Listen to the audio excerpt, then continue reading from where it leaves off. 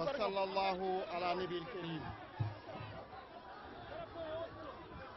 bandiraɓe on calminama e garangal moɗon, on jettama e darde mewɗon, on koframa e arde on onon kala e keewal e hollidde wonde ko watte ko ko onon jeeyi.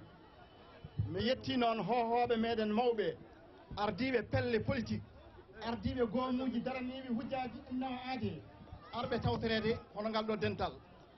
mbiɗen ummini en ko oɗo loi baɗanoɗo e hitande 1993. oɗo loi biɗo yaafima yimɓe wannoɓe bonande nde. mbiɗen oɗo loi yo itti, ko ɗum ummini en. en noddino noon bandiraɓe fof yo ngar tawtere, pelle ɗe fof noddama yo ngar tawtere, kono noon won pelle biɗe garani hol hujje moɓe dokki. ɓe mbi kamɓe dey ɓe cikki ko wonko waɗano e dumunna Sidi Wul Cheikh ko wiyete concertation, hono nanodiral yimɓe ko faate hono kaɗo haala holno foti safrede e on dumunna wonko waɗano, wonko nanodirno e nder hen, wiyano ko yo goomu ko wiyete commission nationale indépendante yo waɗe pour réglude oɗo probléme. ɗum ɗon kamɓe ko hen ɓe keddi. ɗum ɗon noon kamɓe pelle gonɗe biyeteɗe compte ko noon ɓe mbi, e woɗɓon keɗima hono Wul Mawlud mawɗo IFP ko noon wi, jeeyaɓe pelle vanno ko noon mbi. minen noon emin cikki nanodiral baɗanogal e on saaha hawruno ko yo yimɓe mbaɗ commission nationale indépendante pour ƴewde affaire nde no yaari. oɗo commission nationale noon enen fof eɗen kawri hen, kono oɗo commission o wawa waɗede so tawi loi o no woodi, saabu loi o wi ko kaɗo haala ruttantake. holno jiɗɗa wadde commission yorutono kaɗo haala taw loi o no heddi.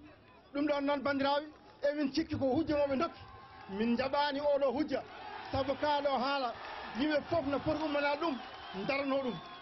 on jarama bandiraɓe, mi junta haala saabu hiiri komin ñaagui on ko yon onon fof yo mbaɗ rang.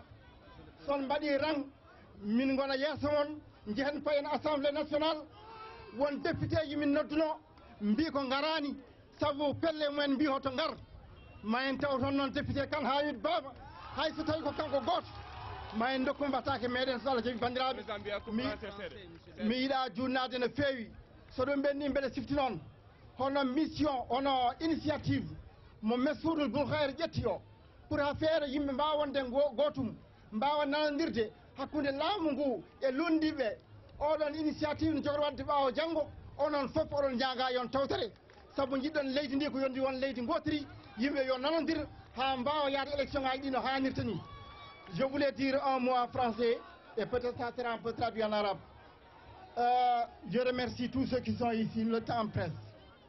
Nous avons appelé à une marche pour l'abrogation de la loi d'amnistie.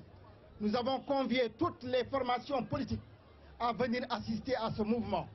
Il y a des formations politiques qui ont dit qu'elles ne vont pas participer à cette marche parce qu'elles s'en tiennent, n'est-ce pas, à un consensus qui s'était dégagé au temps du président Sidi Wul Cheikh sur le passif humanitaire, qui consiste à rechercher une commission nationale indépendante pour statuer sur ce qui s'est passé. Nous estimons que cette commission nationale indépendante ne peut pas être créée tant que la loi d'amnistie existe.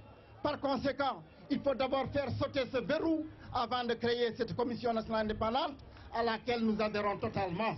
Par conséquent, nous pensons que c'est un argument fallacieux, c'est simplement une manière de ne pas venir se joindre à ce mouvement qui veut tendre vers l'infinité, à ce mouvement qui veut tendre vers le combat contre l'impunité, pour que ceux qui ont été coupables soient jugés.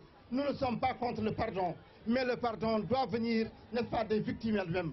Mesdames, Messieurs, nous vous remercions. Nous vous remercions.